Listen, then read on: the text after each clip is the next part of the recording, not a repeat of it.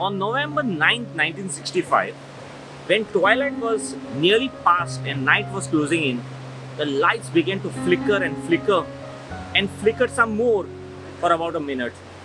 And then, over 80,000 square miles, that's about 207,000 square kilometers, went without power throughout the areas of Canada and the northeastern section of United States. Now, all of New York State, portions of 7 neighboring states, and parts of eastern Canada were plunged into complete darkness. For as many as 13 hours, over 30 million people lived in darkness. Now, this event is widely known as the Great Blackout of 1965. The Great Northeast Blackout began at the height of the rush hour at about 5:30 p.m., delaying millions of commuters, trapping people in New York subway, and stranding thousands more in office buildings, on elevators, trains, while airplanes circled darkened airports before finding emergency runways. Some even landed at the naval base at Quonset, which had switched on to an emergency generator. Now in Manhattan alone, 8 lakh people were stuck in subways, 1,000 more in elevators, stoplights being out of order. Ordinary citizens were now directing traffic. The nation had never ever seen a power failure of such a scope before, and the Cold War tensions instantly stroked fears of sabotage. Friends, although the Great Blackout of 1965 occurred 56 years ago, it can still provide us with 3 valuable life lessons today. The first one is small is big. Now, the blackout originated in an area around Ontario-New York border at the Niagara Generating Station. Now, the blackout was caused by the tripping of a 230 kilovolt transmission line near Ontario, Canada, exactly at 5:16 p.m., which caused several other heavily loaded lines also to fail. Now, the cause of the failure was tripping of a protective relay or a fuse, which was just the size of a bread box. It was just the size of a bread box. And a failure in the single fuse of such a tiny size was able to cause breakdown of an entire power grid of such high magnitude. A minor malfunction in the grid caused a major disintegration. Now, a tiny failure in the connection caused a mighty collapse. Life isn't always about big things. Small is the new big. The little things we overlook build up to be big ones. Simple mistakes are easy to overlook, but when they start to happen frequently, things begin to look sloppy and lead to failure, as the well-known American physician and author Emily Cady said, "Men stumble over pebbles, never over mountains." It is therefore highly essential that the most basic aspects of life, however small or tiny they may appear, they be given proper and appropriate attention. Friends, if you are going to achieve excellence in big things, you need to develop the habit in the tiny matters. The second life lesson, cascading effect of failure.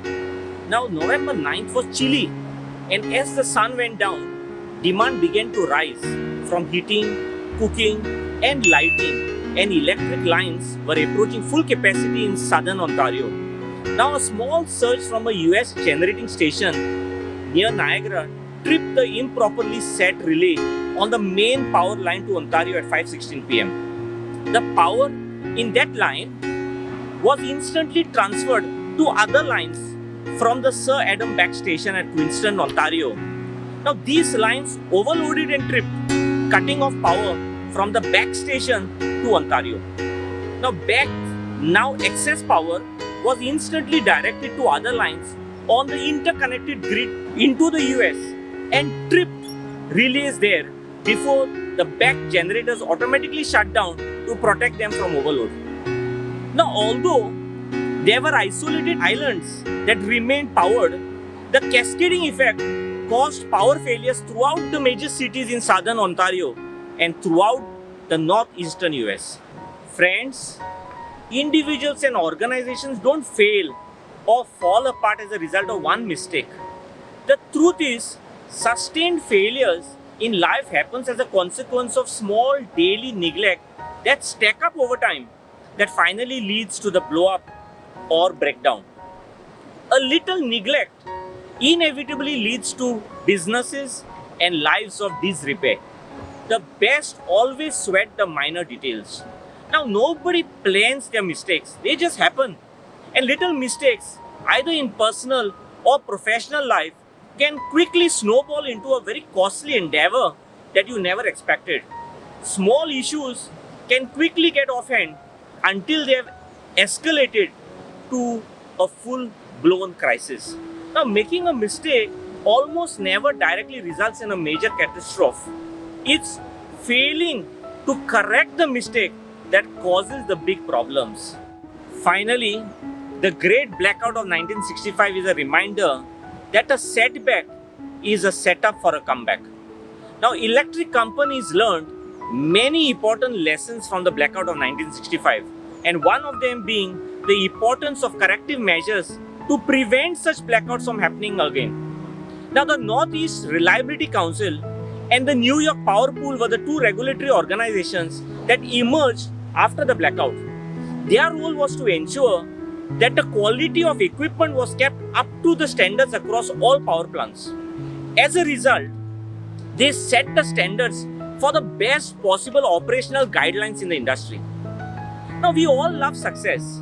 We are thrilled when we succeed, and we love to hear or read about stories of success or of successful people. But we usually forget that behind every story of success, there are hundreds of instances of failures, stories of stumbling, falling, and bouncing back. Joy is only the epitome of a long process of pain, sadness, and frustration. For a long time, failure has been looked down as a bad word. It's no surprise that failure has earned a very bad reputation from schools through universities and to workplace. Failure is seen today as the worst case scenario to be avoided at all cost. And while it is true that failure stings and pains, and it can also be uncomfortable and disheartening, the fact is it's a powerful learning tool. Now, from classrooms to boardrooms, people are discovering how to learn from failure. Viewing our failures through a positive lens can teach us to evolve and to innovate. Now, each failure is simply a feedback of how to perfect your craft. Failures make us rethink and reconsider to find new ways and strategies to achieve our goals. Failure helps us in gaining deeper experience and better knowledge that widens our way of growth. Every failed attempt simply becomes a new learning experience to fine-tune our efforts. Failure is in fact the most valuable experience that teaches us new things. It teaches us what works and doesn't work.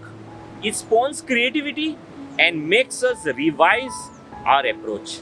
Friends, the key to rising above failure is knowing how to embrace your mistakes so that they build you up as opposed to break you down.